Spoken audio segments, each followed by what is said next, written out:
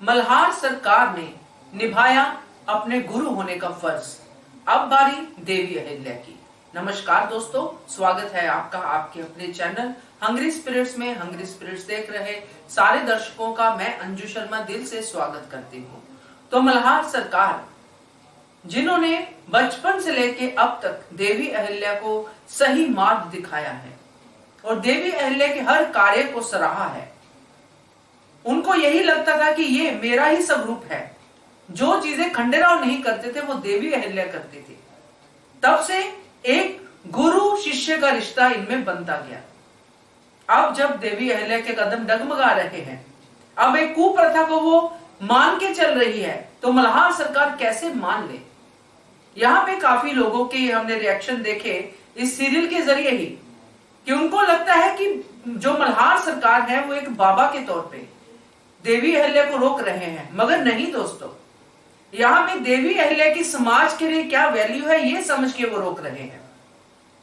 इसलिए ये सीन जो हमने देखा इसके ऊपर बात करना जरूरी है।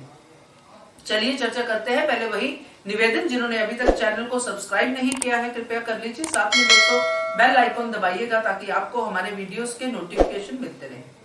जिन्होंने मेरा 2 दिन पहले का वीडियो देखा होगा वो ये वीडियो देखने के बाद और आज का सीन देखने के बाद समझ गए होंगे कि वही बातें हुई हैं। कई बार मुझे आते हैं कि आपका अनुमान गलत निकलता है, आप ऐसा, मगर ऐसा नहीं है दोस्तों। हमारा फर्ज है जो हमारे मन में आता है, जो हम कहानी के जरिए सोच पाते हैं उसको हम कन्वे करें, और ये सही भी होता है। आप अपनी भावनाओं को बताएं, जैसा कि इस सीन में मल्हार सरकार ने अपनी भावनाओं को व्यक्त किया। पेशवा ने कहा कि भावना के उसमें ये डिसीजन ले रहे हैं कि देवी अहिल्या सती नहीं होगी, मगर धर्म पीठ को क्या जवाब देंगे। तो यहाँ पे वही चर्चा चल रही है। अब जो धर्म पीठ कहती है वो देवी अहिल्या कह रही है, और यहाँ पे मल्हार सरकार देवी अहिल्या का रूप लेके बोल रहे हैं। इसलिए ये सीन चर्चा में है, क्योंकि ये ऐसा मोड़ है जहां पे खुद देवी अहिल्या एक कुप्रथा को प्रोपोगेट करने की बात कर रही है, और इस बात को लेके उनके गुरु मल्हार सरकार कभी भी स्वीकृति नहीं देंगे। जिस तरह से उन्होंने कहा कि ये कुप्रथा है, ये रुकनी चाहिए, ये बंद होनी चाहिए। कहने का मतलब ये है दोस्तों कि उनको अंदर से स्वीकार्य नहीं है कि ये प्रथा आगे चले।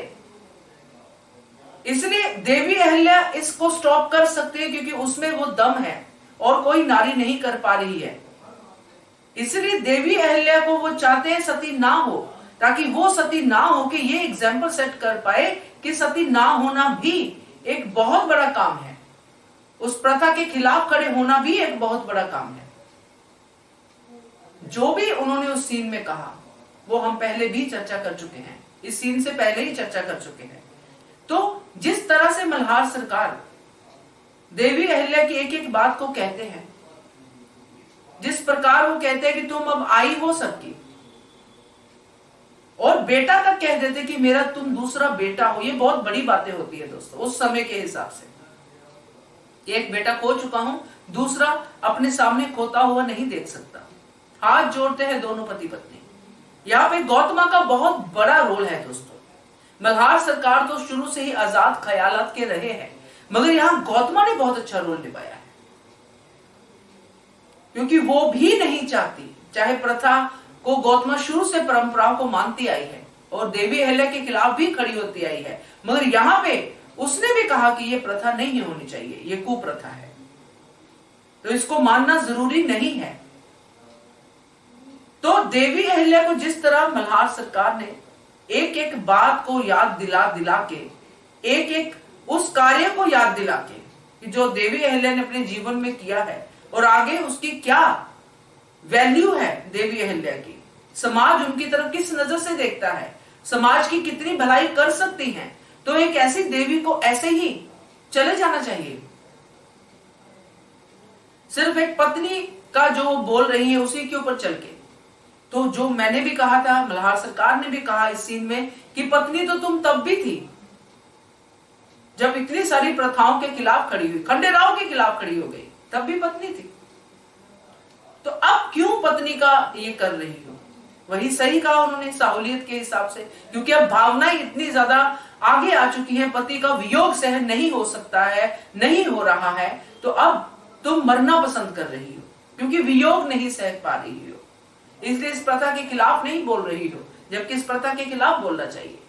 तो ये सारी चीजें इस सीन में थी दोस्तों, इसलिए मुझे ये सीन पहले भी जो मैंने सोचा था वो भी और ये उसी हिसाब से आया, तो मुझे और भी ज्यादा अच्छा लगा, क्योंकि मल्हार सरकार ने जिस तरह अपने शिष्य को रोका है और जिस तरह उसके हर सवाल का जवाब दिया है, क्योंकि देवी अहिल्या अड़ी हुई है कि मैं सती हो जाऊंगी,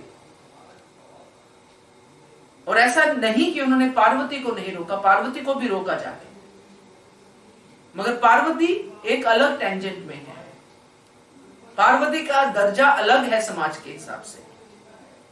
तो दोस्तों ये जो गुरु शिष्य वाला जो रिश्ता है ये सिर्फ देवी अहिल्या और मल्हार सरकार के बीच में था, इसलिए मल्हार सरकार जानते थे कि अगर देवी अहिल्या भी खंडेराव के साथ सती हो जाती हैं तो मालवा और ये समाज कैसे जिएगा, क्योंकि ये जो क्रांतिकारी लोग हैं, जो समझते हैं चीजों को, जो बदलाव लाना जानते हैं, जो अन्याय के खिलाफ खड़ा होना जानते हैं, वही समाज को सुधार सकते हैं। अगर ये अपनी इच्छा से ऐसा करते रहेंगे तो क्या होगा, क्योंकि मल्हार सरकार दूरदर्शी थे। तो ये मुझे अच्छा लगा, इसलिए मैंने आपसे शेयर किया, क्योंकि आगे और भी बहुत कुछ होगा, क्योंकि ये प्रथा के खिलाफ जाना मल्हार सरकार के लिए भी आसान नहीं होगा और देवी अहिल्या के लिए तो बिल्कुल भी नहीं, मगर वो अब समझ जाएंगे, अब समझ भी जाएंगे। क्या कहना है आपका इसके बारे में कमेंट कीजिए। देखते रहिए channel Hungry Spirits. Thank you so much. Subscribe to our channel by clicking the subscribe button. Click the bell button and enjoy the latest uploads from our channel.